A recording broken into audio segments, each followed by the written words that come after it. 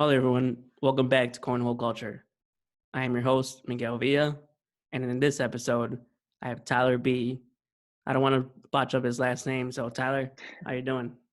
What's up, Miguel? What's up, guys? My name is Tyler Bachholt. I'm 20 years old. I've been playing competitive cornhole for about 7 or 8 months now. In this episode, we're going to focus on the new players, and I have Tyler here specifically because he's only been throwing bags competitively for 7 months. I've been throwing bags for 3 years competitively now, and the game has changed so much from 3 years ago to now. So I don't know the ins and outs as much as Tyler does when it comes to new players. Tyler, how did you start throwing bags competitively? And it's only been very recent, so. Yeah, very recent. Well, I will start here. About probably 2 years ago, I was a senior in high school. Long story short, I met a kid in high school that I was friends with on and off throughout. We were talking in my engineering class senior year, and he told me about a cornhole tournament, blind draw, blah blah blah.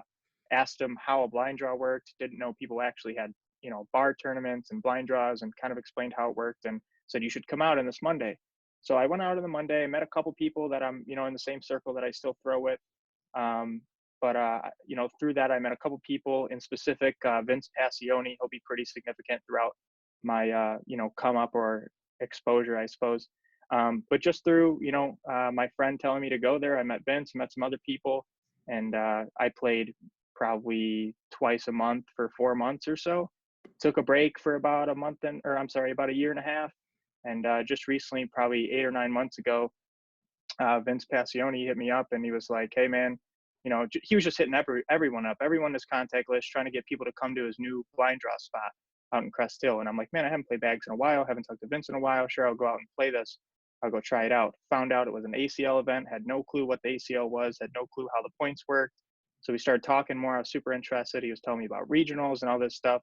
And just kind of from there, I enjoyed it a lot. It was something I really liked to do. Was a cool hobby, and just here I am. And this is pretty cool backstory because uh, my friend that owns a bar uh, out in Crest Hill, he was asking me about running cornhole tournaments, and I said, "Hey, I'm not gonna drive an hour and 20 minutes to go run a blind draw, on a Wednesday night." So I knew Vince lived over there. I said, "Hey, Vince, would you be available to run a cornhole tournament or a blind draw every week?" My buddy that I've known for ever now, shout out Michael Green, um, he's looking for somebody to run blind draw tournaments. If my friend never reached out to me, Vince would have never reached out to you probably, and we probably No, be I sitting agree. here right now. Yeah, definitely. No, that's absolutely true. When you finally went to the spot and you started playing in the blind draw tournaments, how did you feel? What did you think? What do you expect? Especially with all the people there that obviously been playing for a while. Right. Uh, in the last podcast, we had Brian and Rob, and they pretty much started from a blind draw from the bottom and didn't allow good people there. But in Vince's situation, everybody was allowed to go there. hmm Yeah, it's actually super interesting. The first day I ever went to Vince's tournament was probably the most fun or most productive, or whatever you want to call it, kind of day as far as playing bags went. Because little did I know, I thought every tournament was just going to be like the one tournament that I went to about a year and a half ago. But we were using one-sided bags. They weren't filled with corn. They were filled with some kind of resin made by one of the guys who played at the tournament, and they were on bouncy, boxy boards, regulation distance and size and stuff. But here I come to Vince's blind draw, and I see Vince like unloading the nicer boards out of his truck. I get in there and everyone's kind of got their own bags. Game changers were huge at the time. A couple other people throwing some other things. And that was really my first exposure to two double-sided bags, stick and slick. I was so amazed throwing corn bags and one-sided bags my whole life that like this is what And I met some really cool people. That was the first time I met Rob Bev. I kind of reconnected with Vince, who's an up and coming bagger. DJ, Sebastian. There was a bunch of people. Almost every person that I met that day, I still play with. So it was a super good turnout. It was the best turnout that that bar had.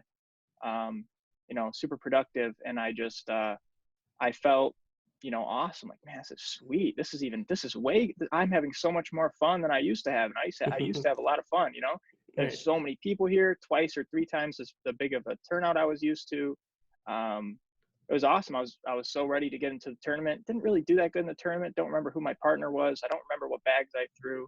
I wish I did. That'd be awesome. But, um, you know, everyone kind of looked at me as like, oh yeah, this kid's asking me what side's what. He really has no clue what's going on.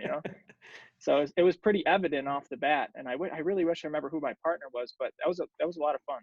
Obviously, you like playing bags, you like playing cornhole. I think for the new people that love playing in the backyard, and the new people listening that haven't made that jump into going into a blind draw, what would you tell them? And from what I remember, it's very, very intimidating, um, especially if you know that there are very good players there.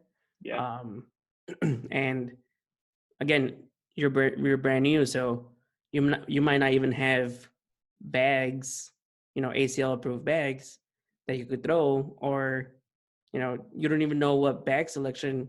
You don't even know that there's actual bag selections for you to choose. So, right. what would your advice be to those new people? For me, playing, 2 years ago at that original bar, the turnout was probably 12 or 14 people every week. Five, six, seven teams. Um, I walked into it not really nervous, not really whatever, because I expected it to be like that. But once I got there to this, 20, 30, 35 people turnout with many, many more teams than I was used to, it was overwhelming. It was twice the turnout, three times the turnout than I was used to. I was getting my initial exposure to these double sided bags. I was hearing, like, I'm asking like who my partner is or who's that guy. That guy looks pretty good. And they're like, oh yeah, that's the best guy in the building. He's blah, blah, blah. He's a pro. And I'm like, pro? Like, what do you mean? So I could only imagine what it would be like if I had never went to a tournament before and just walked into a bar, saw like 40 people playing on the other side of the bar, and then joined, and that'd be totally different.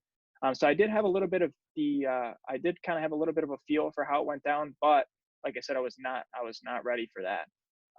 So I felt nervous, but for all the people that are playing in their backyard right now, listening to this, maybe you've never been to a blind draw, maybe you didn't know cornhole was competitive. I'd almost guarantee you there's a tournament somewhere nearby you. Where we're from, there's places all throughout the Chicagoland area, closer to Chicago in the south suburbs and places like that. Basically, Monday through Friday, big tournaments on the weekends. So if you're anywhere out here, and I can imagine it's the same in other states, there's definitely a place for you. Blind draws, I have learned, is the best place to learn. You should still practice on your own. We'll talk about that a little bit later. Um, but blind draws, it's some are 5, 10, maybe $20 to get in. You get a new partner every time, so you'll learn something new from each different person instead of playing with the same person over and over and just learning what they have to say. Blind draws, kind of, you learn what each partner has to say. You go a couple times a week, you get 5 or 6 different partners. uh, you know, so that was awesome. Blind draws was so productive for me, learning the game, getting new tips and tricks from certain people, knowing, who I kind of can trust and who I don't, because I'm sure we'll talk about this too. There was quite a few people, me being new, that, like, weren't super accepting of like getting the new guy as their partner, right? Right, Um, right. so And I think, you know, before we get out of the blind draw topic, I think it's a good idea to bring up Facebook. And I think Facebook is a huge part of the mhm, cornhole community. right, If it's really hard for somebody that doesn't have Facebook to get involved uh, in weekly blind draws or weekly tournaments, because literally everything is posted on Facebook. There's also actually like special groups. For example, one of them is Addicted to Cornhole. It's amazing that they have over, I think it's like 8,000 people now that are members in that group. One day I see somebody from suburb of Chicago posts on there, hey, is there any tournaments or blind draws or uh, of bags in the Chicago area?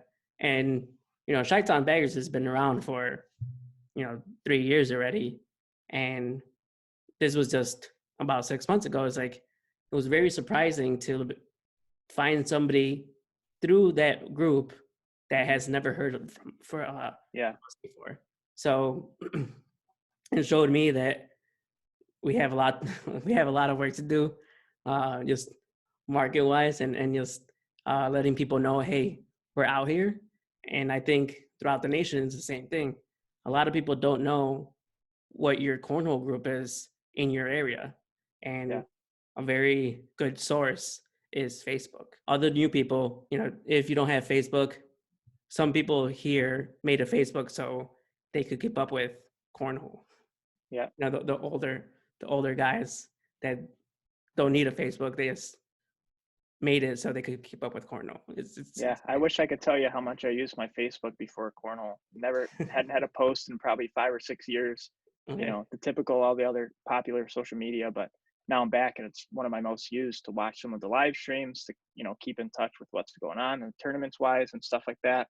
Kind of veered away from all the other ones. It's weird, but yeah, if you're not on Facebook, Addicted to Cornhole, if you're out here at Midwest Baggers, there's Chi-Town Baggers, there's all these different groups.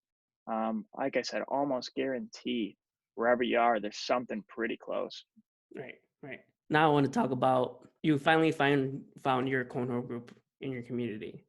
Uh, you're finally playing blind draws, about every week or every other week, let's say. Mhm. You find your wife lets you go out on a Tuesday night to go and play Right. bags. If you want to get better, I believe that you need to practice outside of blind draws, because in the beginning, if you're not good, you're going to go 0-2, most likely, and you're not going to have that much playing time. What's your advice when you are 0-2 in a tournament?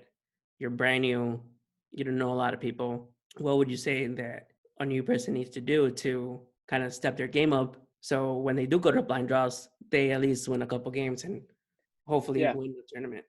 Yeah, it's tough. I could only imagine I went out to my first blind draw, probably the first couple, matter of fact. But what I did is, I was never scared to talk to anybody. So after every game, I was talking to my teammates, I was talking to my opponents, I was talking to other people that I knew through the grapevine, maybe from the bar I went to a couple years ago, whatever it may be. Based off the way I throw, what bag do you think is best for me? I was getting some tips there. I was getting a feel for not playing on 3-foot boards or not playing on bouncy boards. Like I was, a solid, well-made board. So I was kind of getting a feel for where can I get the, adequate equipment. I want to start practicing. I got Right. 27 feet of sidewalk. I can play outside my house, right? Right. So, you know, where do you guys get these boards from? These are the best boards I've ever played on. Dang, I really like these bags. Oh, I didn't really like those bags. I can't really keep those on the board. And then some people are like, hey, I can tell just right off the bat, you got a really hard line drive throw. A game changer is really not going to be for you. You're going to want to try this Reynolds. It's carpet side. It's one of the slower bags. So maybe I throw them a couple times down and back. Maybe I only get 4 rounds in my blind draw because we lose that game. And then we go to the next game and it's like 21-4 and I get 5 rounds. I just threw like 40 bags in 2 games and that's it. Right. Right. So I didn't really get a good feel for like how the bag actually plays, right? But if I kind of liked it, order my own online. Reynolds bags comes in 3, 4, 5 days, about $40 for a set of 4. And you can build your own set of boards. You can buy your own set of boards. Josh Right. Keck makes great boards for about $130. Right. And I bought it probably, I started playing about 7 or 8 months ago.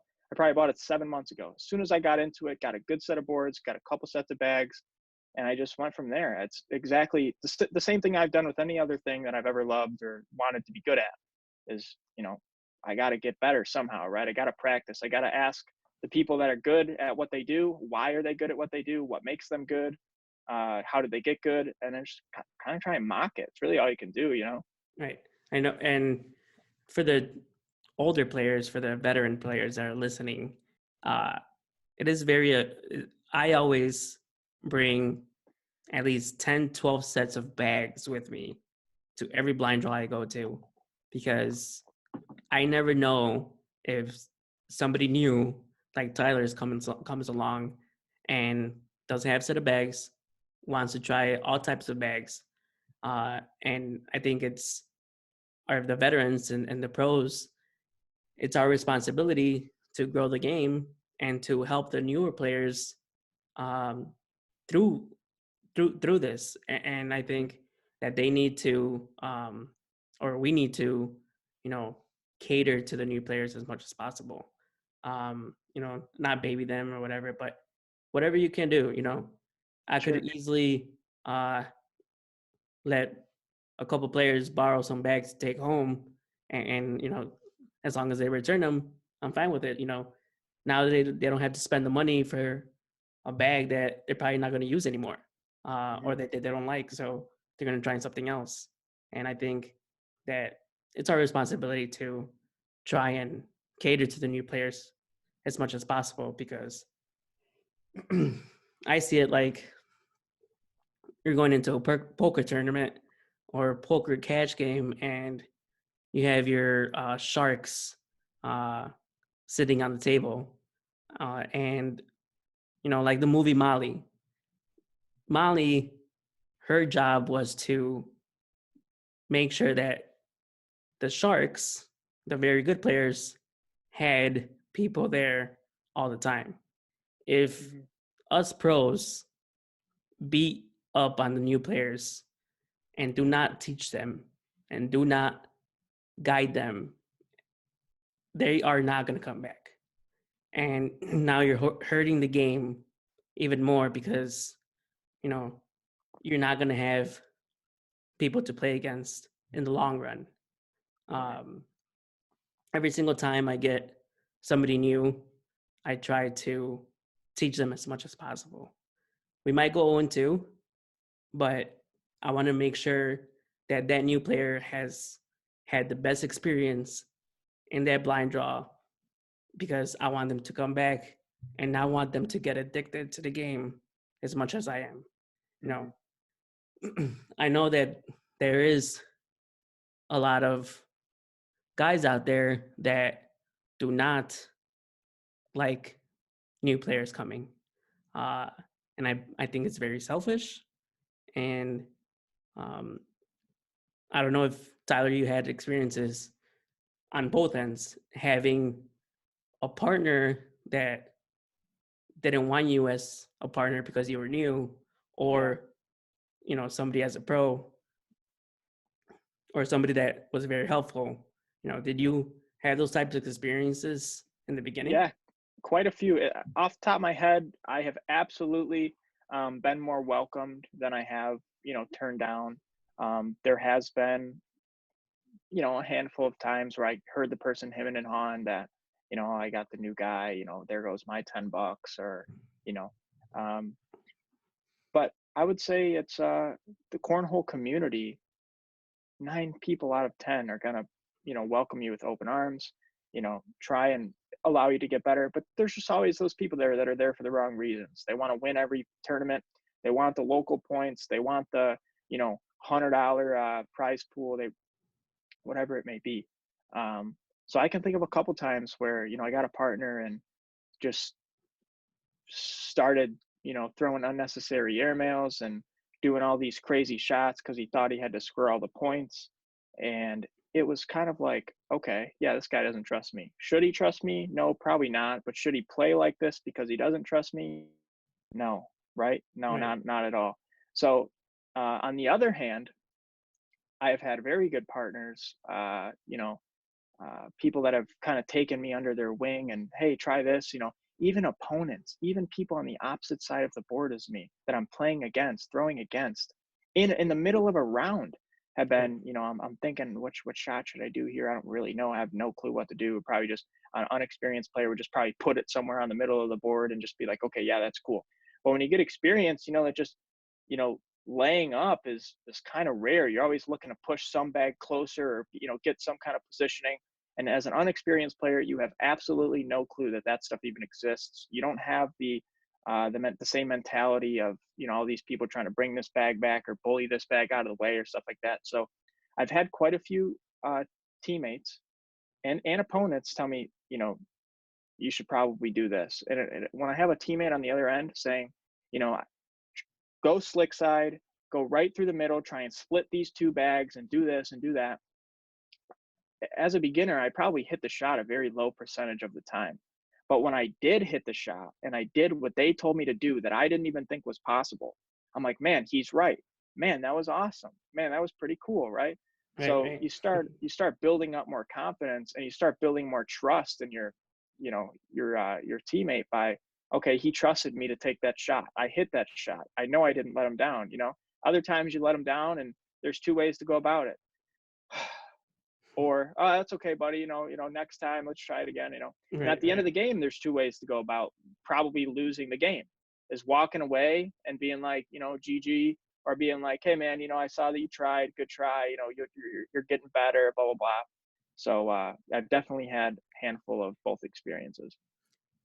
now so you started talking about strategy, and uh, I was very, very fortunate to have David Morse and Chris Novi uh, to teach me, and shout out Jacob Shaw, aka Trash Can, whatever.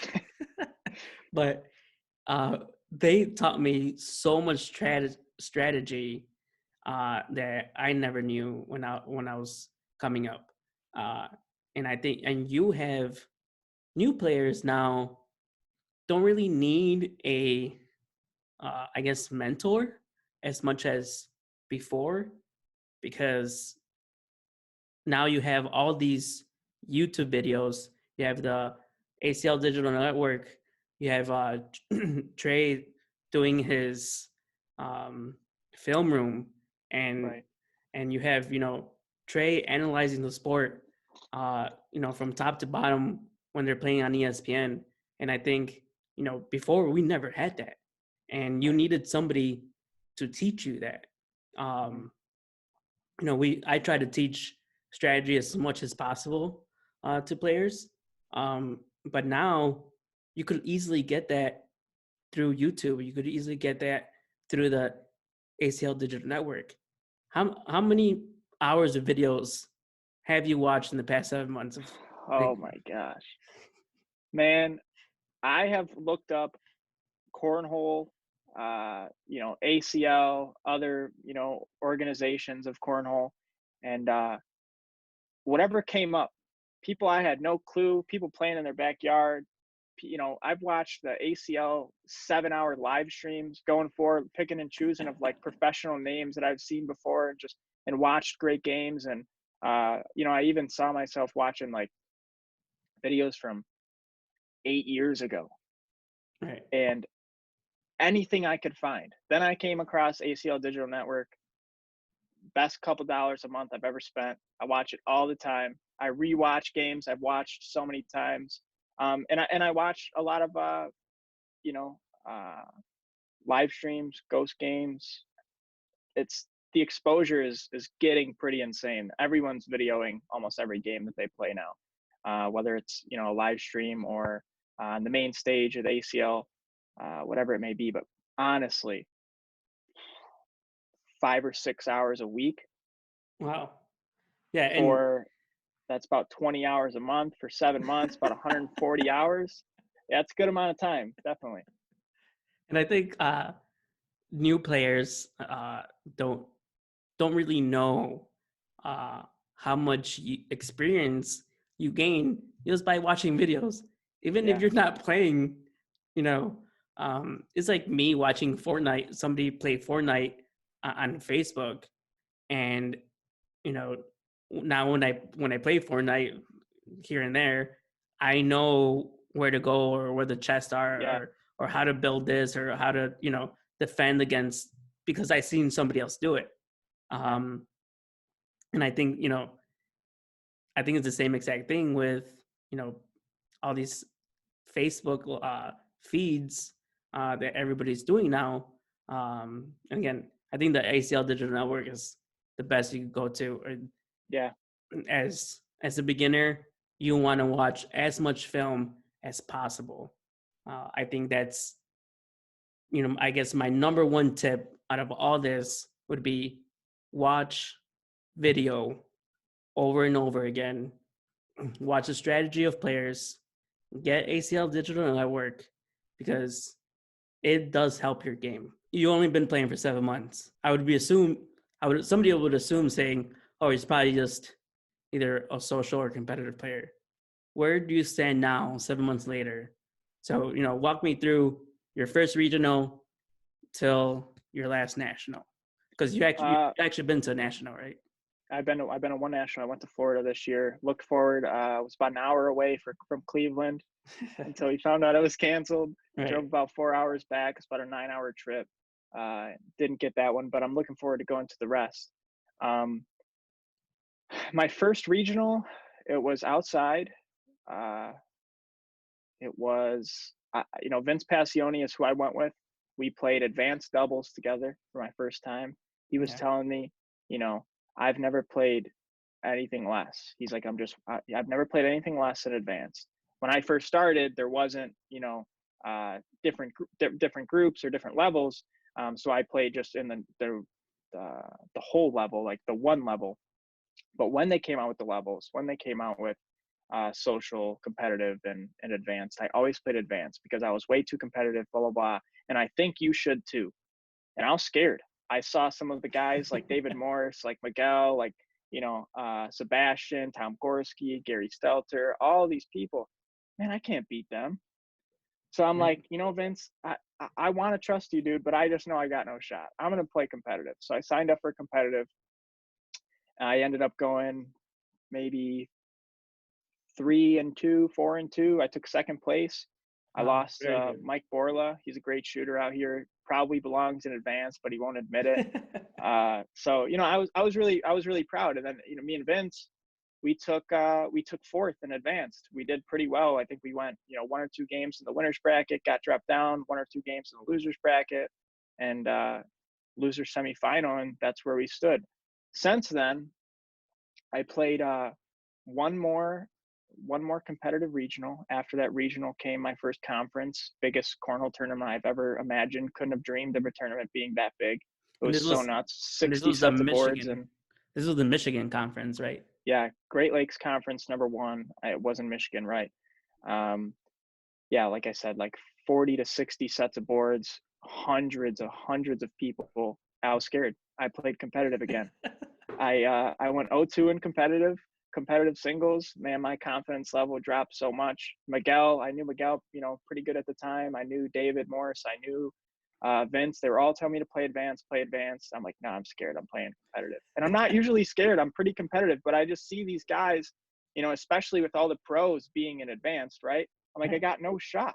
I've only been playing for 3-4 weeks at this time. I don't even know what bag I like, right?